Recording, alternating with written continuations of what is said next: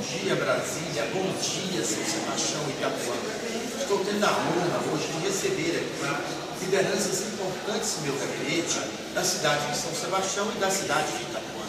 Estou contando aqui do meu lado esquerdo com o Antônio Carlos, importante liderança da zona rural de São Sebastião, da região de Chapadinha, da sua bela filha Gabriele, e do Edmilson, da Associação dos Criadores e Tomadores de Cachorro de São Sebastião, e do meu lado direito, com a presença do meu amigo Assis, liderança conhecida em São Sebastião e em Itapuã, né, que sempre atuou junto com a Igreja Católica.